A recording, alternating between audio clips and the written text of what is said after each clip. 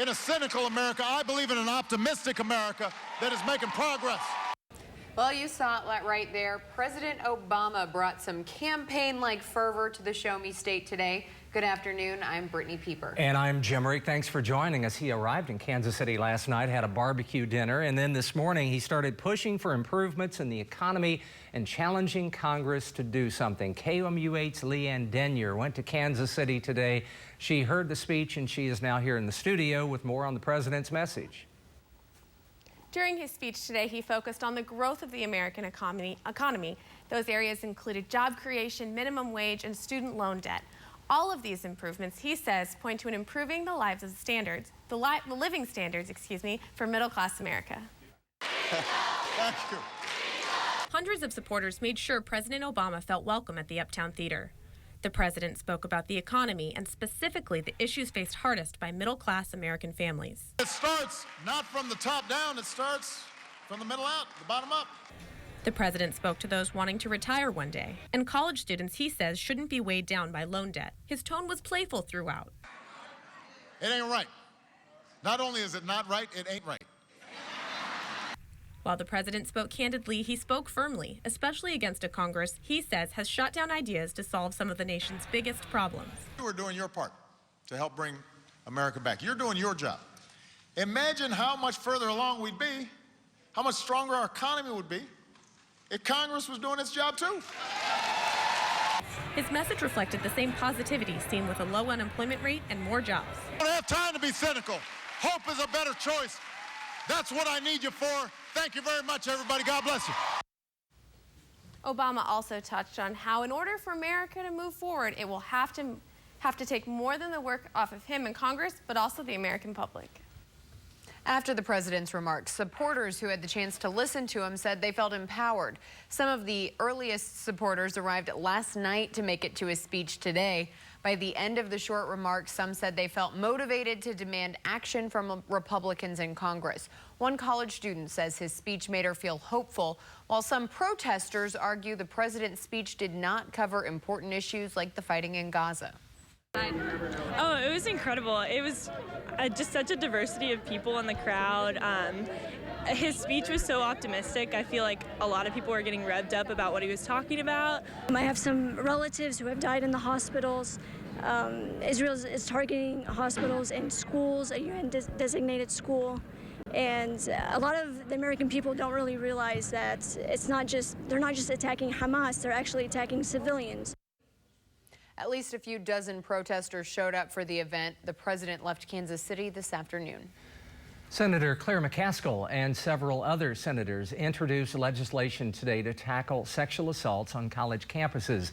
The bill is called the Campus Safety and Accountability Act. It's sponsored by senators on both sides of the aisle. According to lawmakers, 1 in 5 of all female undergrads will be sexually assaulted. It calls for new resources like specially trained counselors to help students who have been assaulted. The institutional betrayal that these students face is sometimes worse than the assault itself. At the University of North Carolina at Chapel Hill, when I reported that I was sexually assaulted, someone told me that rape was like a football game and that I should look back on that game to figure out what I would do differently in that situation. U.S. senators hope to debate the bill beginning in September. U.S. Senator Roy Blunt supports the renewal of the child advocacy law. Blunt said that the passage should provide assistance to Missouri centers that help child victims of violent crimes. The legislation reauthorizes a federal law providing funding to children's advocacy centers, which conduct forensic interviews of children who have been the victims of abuse. Blunt said Missouri has 22 children's advocacy centers serving about 7,000 children each year. It will now go to President Obama's desk for approval. The City of Columbia Water and Light Advisory Board favors the city manager's budget, which would raise electric rates. The board plans to increase the basic customer charge by about $15, nearly double what the current rate is. The regular usage rate would increase by about 2%. The board will send these recommendations to the City Council for final approval. You know, it's like with any business, it's a matter to make sure that our cost structure is consistent with what our actual costs are. The new utility rate would begin October 1st. The board also discussed the possibility of a new broadband internet system with faster speeds. This morning, Pettis County Sheriff's deputies captured an escaped inmate from the Pettis County Jail. Brandon McGee had been on the run for almost a week. Captain Dave Keller said deputies found him after receiving a tip he was in a home in East Sedalia. He escaped July 24th after dismantling equipment in a shower, which allowed him to escape into a service corridor and then leave through the service door entrance.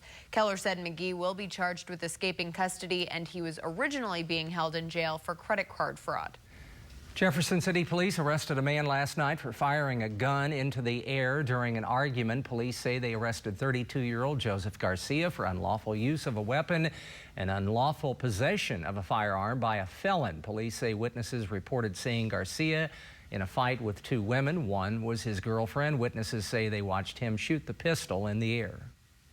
A 2-year investigation into corrupt cops comes to a close, and Hyundai is recalling thousands of cars. KOMU8's Jenna Middaugh has those stories and more in your First Nation report. An FBI sting uncovered an alleged corruption ring inside the Philadelphia Police Department. 6 narcotics officers were arrested as part of a 2-year investigation. A 26-count indictment unsealed today alleges the officers stole more than $500,000 in cash, drugs, and other items from suspects. Prosecutors say the veteran police officers would routinely rob the homes and cars of suspected dealers. Hyundai is recalling thousands of its popular Sonata model.